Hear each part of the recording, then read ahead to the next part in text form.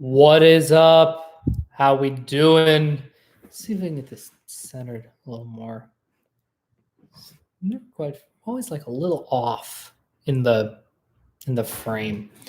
Yeah, see, like I know this is where it is. All right, whatever. Fuck it. We're talking about DE. Fucking finally. So like, I had to force myself to really do all the other functions. I did my demons first. I did the FI or the DI and the OE and the OI. Right, all of those are either for me single activated. In the case of OI, even though it's a savior, and the SE and the FI, the OE and the DI, those are my demons. And now finally, I get to talk about my double activated savior function. This is the thing that I do fucking all day long, kind of whether I want to or not, to my benefit and to my detriment. So, what is DE? I think in some ways it is the absolute easiest of the functions to understand. But I also think that there's a lot more complexity to it. I think there are a lot of layers to it. And I want to kind of really get into what DE is trying to do, what function it serves, and more importantly, why it is so misunderstood. Not just in the typology community, not just in the OP community, but like, why is it something that we really all take for granted? Because I do think that a lot of us take it for granted. And you don't really notice that you're taking it for granted until it slaps you in the face. And yeah, that's true with all of the things, whatever. But I think that you can kind of not get away with doing, like, not caring about the tribe, right? But boy, if you leave that tribe void, like, eventually it's gonna catch up to you, right? So what is DE? So DE is either TE or FE. For the purposes of this video, that doesn't really matter. I think the easiest way to think about it is with the Tony Robbins need of connection, right? There are a lot of different ways to describe it. You can say tribe validation. You can say tribe validation. We got connection. We have camaraderie, group. You have tribe, whatever. Really, it is about connecting to the people around you, right? Now, the people who are legitimately very, very good at DE, I think they come in a couple of different flavors. So I'm of the personal opinion that the observers have a meaningful sexual modality. So I think that having, like, yes, the difference between masculine sensory and feminine sensory, like, that is innate, that is biological. Like, you fucking have it or you don't, right? If you don't have masculine sensory, you just whole ass do not have masculine sensory. You can fake it, but it's weird. And on the flip side, if you have masculine sensory and you try to do feminine sensory something, you're going to look like a fucking idiot. I'm going to bet that nearly 100% of all figure skaters are feminine sensory. It is a feminine sensory sport, period. And at the highest levels, if you have masculine sensory, you're just going to get left behind the people who have that gracefulness and that fluidity. Like, it's just built into the sport, right? I was just watching Will and Grace. This is why I think of the ice skating, because they just had an episode about ice skating that I watched. Anyway, the point is, I think that for the deciders, I think there is less rigidity, right? So you might be naturally inclined towards one or the other, but I think it's a lot easier to fake. Because when you're talking about DE, we're talking about getting other people to align with you, right? Well, there are a lot of tools in your arsenal that you have to do that, right? And if you are, it's like I have often said that if I happen to be an actor, I happen to grow up in the arts, I happen to grow up in a lot of female dominated spaces just by circumstance, right? Like I didn't necessarily mean to, although once I became a little more conscious of it, I was like, yeah, let me steer toward this because that really fits me, right? But like if I were an engineer, which there is a version of my life where I'm absolutely an engineer, that's a much, I would probably be an asshole, like in a lot of ways, because what would happen is in those spaces, my super flowy feminine TE would not get the job done. If you put me in a room with a bunch of tech bros, I'm going to get eaten alive unless I have some sort of authority, in which case I can leverage my natural feminine, the natural femininity of my DE to like make a nice counterbalance. It's a whole thing, right? And similarly, when I'm in spaces that have a lot of feminine DE energy, whether it's men or women in the room, you have to adopt, again, if you want to get the tribe on your side, if you want to add value to the tribe, you have to be able to navigate that and go, okay, there's so much feminine DE energy, they are leaving a masculine DE void. So I can fill in that masculine void. Even though it's not super comfortable for me, it's a thing that I think that all of us, like that's just like a practicing socialization thing. And the more you socialize and the more, again, the more social situations you find yourself in, the more diverse social situations you find yourself in, the better you will get at sort of leveraging all of these tools, right? And again, having been an actor, I spent a lot of time with a lot of different people and just surrounded by people and groups of people. And I was also in a fraternity for 5 years in college. I went to school for 5 years. I got a couple of degrees. I was in a fraternity for 5 years. I serenaded. I was like a sorority serenader. And so I went around, again, for all 5 years. I think the last year I sang to like 50 girls individually, like as their pledge, like as they like joined the sorority as freshmen. So I feel like spiritually I was in like at least seven different sororities. Like I've been around a lot of groups, and I'm telling you, being able to navigate different social situations, that's just a skill that has absolutely nothing to do with objective personality or personality in general, right? That's just learning how to navigate social situations. So, DE in objective personality, I think if you're looking for like a way into really understanding it, it's aligning with a group, right? It is the needs of the many outweigh the needs of the me. Now, if you're an idiot like me and you are double activated savior on your DE, you're going to go way too far in that direction, right? You are going to be like, over the top. Oh, I don't matter at all. It's all about what you want and what you need. Yeah, forget it. I'll run myself into the ground as long as you're happy, right? And when you articulate it like that, you're like, okay, well, now you're being kind of ridiculous. That's clearly very bad. Like, don't do this. Don't go too far.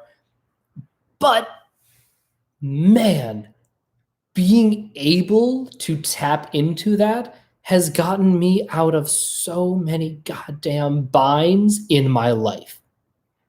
I will give you an example.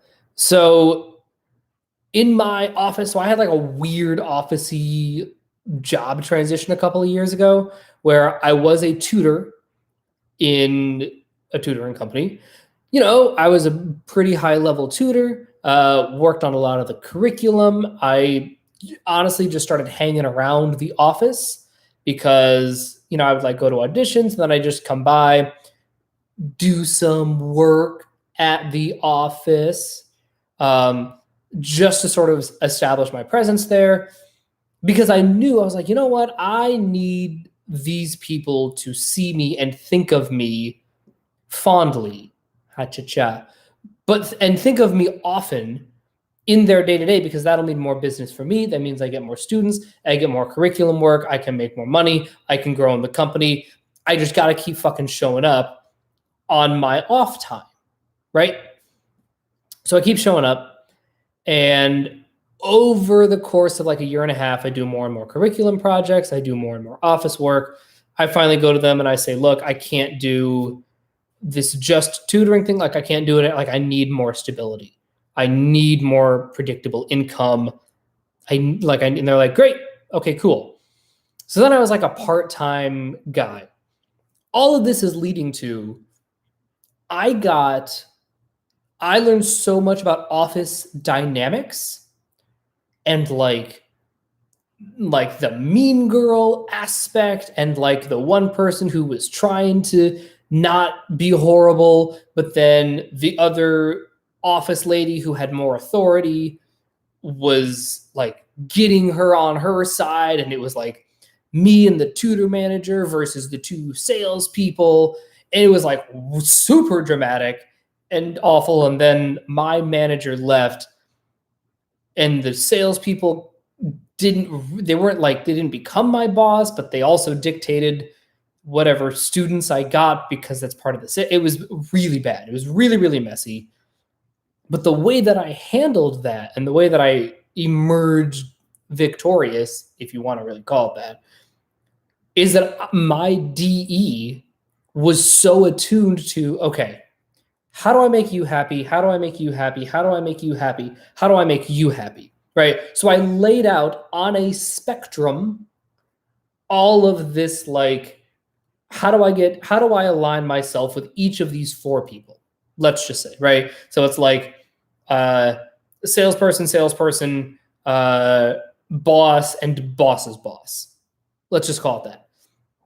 So then my DE was like, okay, well, let's rank the humans. Okay, if I want to get on the side of the person who is at the top of the food chain, this is what I need to do. Cool. And my DE sifted through all of that pretty quickly, all things considered, and then was like, okay, so I need to just take the abuse, if you want to call it. It wasn't really that bad to my face. Apparently they stabbed me in the back in a couple of meetings. What are you going to do? It's people. But like to my face, they were just like a little short, a little not super polite, a little you can't sit with us, whatever. Right. So I was like, okay, I just have to suck it up and deal with that minor annoyance, because in order to align myself with the person, with our collective boss, right, our collective authority figure, I have to keep doing my job. Because I knew that those other two people were not on the outs, but like there was some friction between them and our collective boss. And I'm like, okay, well, if I align myself with what they're doing, then all of us are gone. So that's not how I need to play this DE tribe game, right? So I need to align myself with the person who's my boss and their boss. What does that person need me to do? Well, that person needs me to just keep showing up and doing my job. Great. So I'm going to keep showing up and doing my job. I'm going to work with this other guy because we're not fighting, like we're buddies. So we're on the same team. So that's fine. We can bounce shit off of each other. He has more of a direct pipeline to this boss, so I can use him to triangulate and make sure that I'm giving this boss what she actually wants and not just what I think she wants. Okay, we're playing, right? So like in all of this, It's all about playing the different people, if you want to call it that. And it's not, you don't have to be as sociopathic about it as I am, but you do need to be able to recognize, okay, step one, how do I become teammates with each individual person?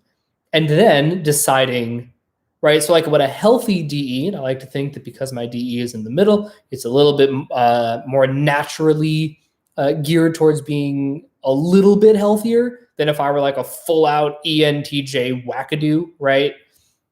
Instead, I'm an INTJ wackadoo, huzzah. But like, I'm not trying to make everyone happy. And that's where DE really, really gets into trouble, is truly trying to get everybody on the same team. What a healthy DE is able to do is they're able to go, okay, whose team do I actually want to be on? Right? Whether it's for FE reasons, FI reasons, TET, it just doesn't fucking matter. It's, okay, I know that I want to align myself with these two people. That necessarily means there is going to be friction and animosity with anybody that has beef with them. Okay. And then I go, am I cool with that? Am I cool having beef with these two salespeople? Yes, because I don't have beef with the CEO. This seems like a very, very good trade-off for me, right? For my DI and my professional aspirations with this company in this industry. Yeah, okay, great. So that I knowingly, willingly was like, I'm not going to be an asshole. I'm not going to make things worse than they are, but I'm going to put up with friction from some tribe members, with the payoff being smoothness with tribe members I really care about. Right? And as it turned out, I ended up staying with the company a lot longer than they did. And that, that particular relationship fell apart for reasons that had really kind of nothing to do with them and everything with just me needing to move on. But like, that whole situation really illustrated for me what DE and what healthy DE does, what it's trying to do. And again, I'm going to bring it back to voids and clarity, right? So when you are all in on your DE, you are leaving a DI void, right? This is one of those, like, just play along. I know that humans are more complicated than this, but play along for now. When you are gathering, you cannot be simultaneously gathering and organizing in the same way. You cannot be meeting the needs of somebody else and also directly meeting your own needs, right?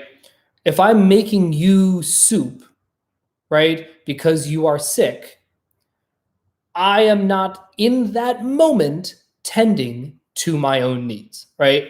Because if I'm really being present and I'm really doing the thing, I'm doing something for somebody else, right? I am not meeting my own needs when I am in the moment that I'm giving you soup, right? I may feel really good about it. It may give me a sense of purpose. I might like you, and therefore your happiness is my okay, whatever, fine. But the act of giving somebody soup is meeting somebody else's needs and not directly meeting my own, whatever those needs may be, right? So when you do that too much, you end up leaving that void for too long. You end up leaving that DI void for too long. And on the other end, like, I've absolutely run into this problem, right? Like, that's an example of me being a rock star. But like, there's the other example of me burning out of musical theater. And if I'm being entirely honest, and I've spoken about this pretty openly in a number of different forums, like, I've never actually liked theater people. I just haven't. I don't know what to fucking tell you. When I was 15 years old, it was a very distinct experience of like, oh, you are not my people. We're not on the same wavelength. like socially, sense of humor, way that we connect with each other. And like, it was a very much like, oh, this is not my tribe. This is not my tribe of humans. Huh. Okay. But I chalked that up to, well, it's community theater. That'll change. It's not gonna be like that forever, right? Because my beef with them was what I considered their lack of professionalism, right? Their lack of professionalism, their lack of boundaries. I wasn't here for it, right? Didn't like it. So then I get to college, and I'm like, okay, now that I'm out of the community theater world, like it's going to be better. These are people who they take it very seriously. They're paying thousands and thousands of dollars to go to school here. This is going to be better. Nope, same fucking thing. The exact same issues I ran into of like, what is wrong with you? This is flagrantly unprofessional, your behavior. And not only are you not being punished or criticized for it, your lack of professionalism, in my mind, what I labeled lack of professionalism, right? Lack of boundaries, inappropriate, generally inappropriate behavior, like things you would never do in an office setting, right? They were not only not punished for that, they were rewarded for it by the other tribe. They're like, oh my God, yes, not like that is their way of building rapport, right? And like, I'm talking like whole ass legit sexual harassment, like men grabbing women's breasts without consent. It was like, that's like a pervasive thing in the musical theater community. It's really bad. Maybe it's gotten a little better since I've left, but I strongly doubt it, right? And I'm like, this is not okay. God, like what? And then I thought to myself, I rationalized, I was like, okay, well, maybe the tribe will change, right? I just haven't found my tribe. I haven't found the people, like we're not at the level where people behave like professional adults, right? And it went on and on. I get into the professional world. Nothing changes. It's still just as bad. And I've told this story before, but it's like one of my favorite theater stories that ever happened to me. It's a real true story. So there's a woman. Her name is veteran Broadway actor or Broadway veteran Katrina Lenk. You got to say the whole thing. It's like a Tribe Called Quest, right? Broadway veteran Katrina Lenk. She has won a Tony. She was in The Band's Visit. She's been on Broadway a million times. She's a phenomenal actress, a phenomenal singer, top of her game. There is nobody more professional than Broadway veteran Katrina Lenk. There just is not. So I was doing a show, like a little workshop thing with Broadway veteran Katrina Lenk. And it was one of those days where like we're all a little tired. We're not really paying attention. I was paying attention. But like the group as a whole, the tribe as a whole had a little bit of the sillies, was not really focused, not really gelling, not really doing the things. I turned to Broadway veteran Katrina Lenk and I said, Broadway veteran Katrina Lenk, I got a question for you. You've been on Broadway, you've been in plenty of shows. You've been on Broadway. You've developed shows for Broadway. You were in Broadway, pre-Broadway rehearsals. What is the difference in the process between something like this, right, and something that's really at the full Broadway level, right? And she's like, nothing. The only difference is the money. And I'm like, no, that can't be right, Broadway veteran Katrina Lenk. No, what I mean is like, what's the difference between she's like, there's no difference. There is no difference between this process and a Broadway process, except for the money. At any level, community theater, college, non-union theater, unionized theater, there's no difference. And I was like, that can't be right, Broadway veteran Katrina Lenk.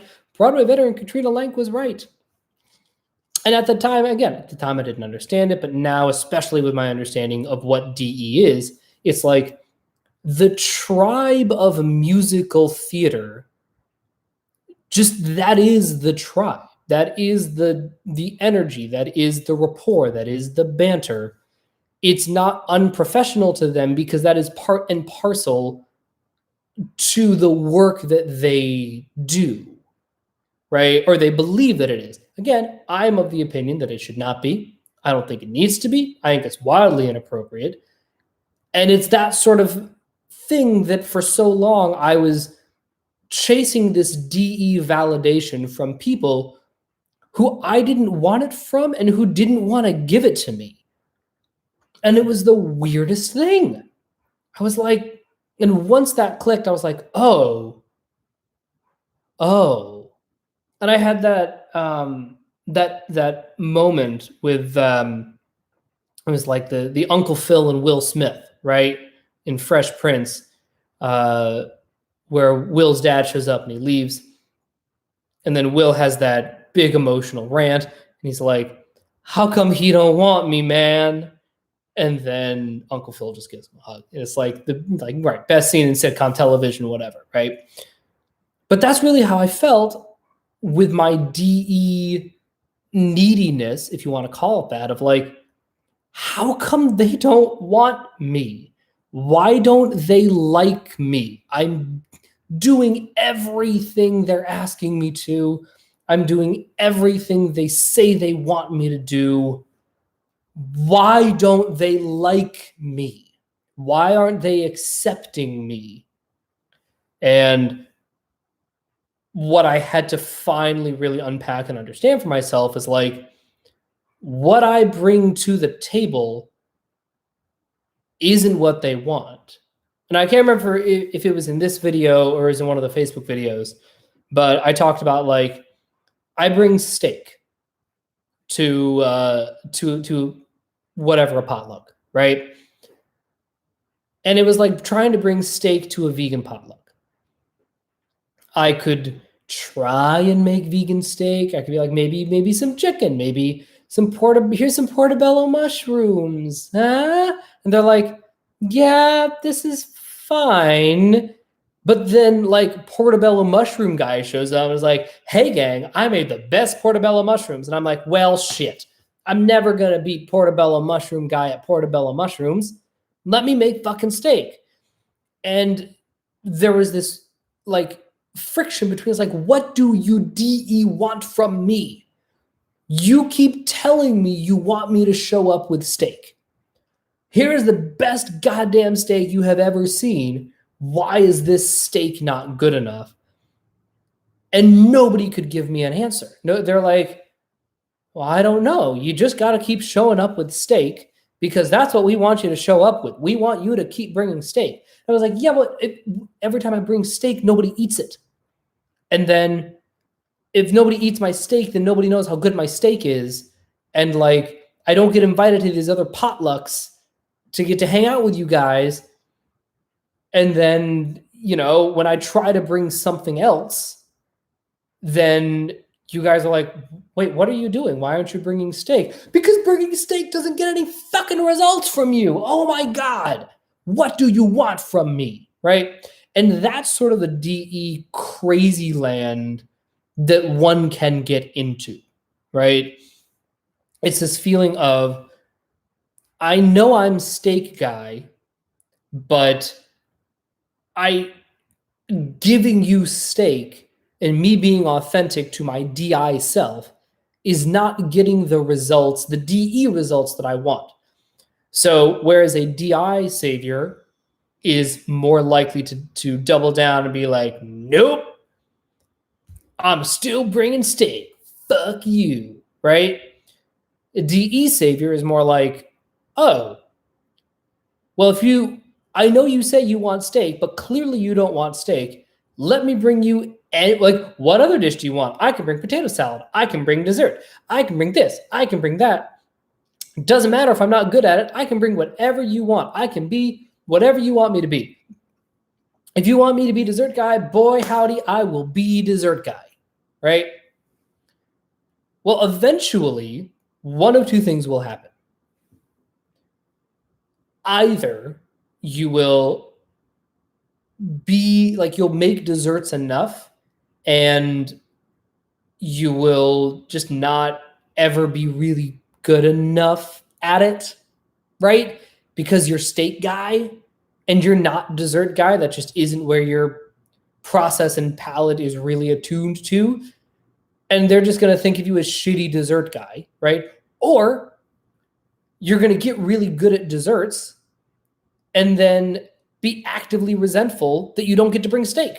You're like, yeah, I know I'm good at making desserts, but like, can I please just do the thing that I was put on this goddamn planet to do, which is make steak? Please let me bring you steak. I promise you will love the steak, right?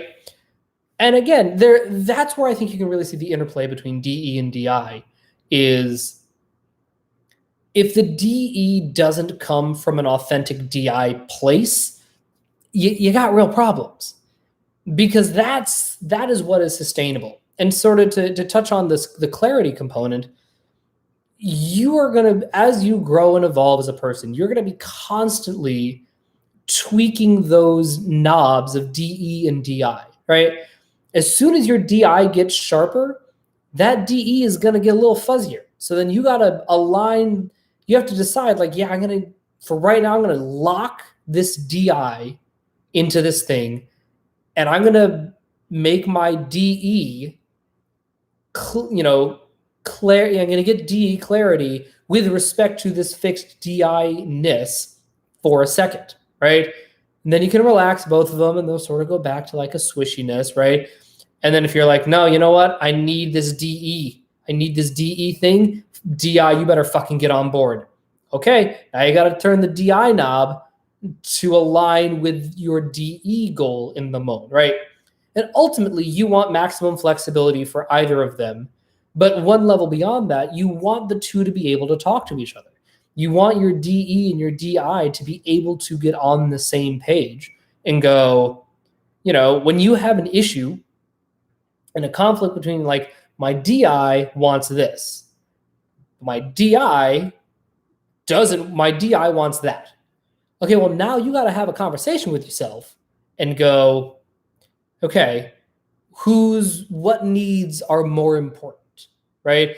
And this is where, being able to, I've said before, like, I'm incredibly lucky to have the type that I have. And I think that a big part of that is being a double decider is extraordinarily helpful, because it lets me more easily, more naturally go, okay, you got the tribe and I got the self, and I got to be able to go back and forth between the two and not get stuck in one gear for too long. The gear that I'm stuck in is but the system, the structure, and the chaos, right? That's where I'll get stuck. But when it comes to the people, if you can play that DE-DI game, even if you're a single decider, I guarantee some aspect of your life is going to shake loose and become a lot more easy to navigate almost immediately, just because you're not so locked into me versus them, because eventually that is a friction that cannot be sustained, right? And eventually there's going to be a big, dramatic, painful blow up fight. So it is in your best interest, wherever you're stuck, wherever you're strongest, leverage that when you can. But just know that start to work on that other one and start to get some movement there, because the more that you can twist those two knobs as freely as possible, now not only are you not leaving any voids or leaving fewer voids, you're actually able to get this sort of marriage and this clarity between these two decider functions, which will let you feel authentic and connect with others. All right, that's all I got for today. Let me know what you think in the comments below. Smash that like button. Be sure to subscribe, and I will talk to you guys later. Bye.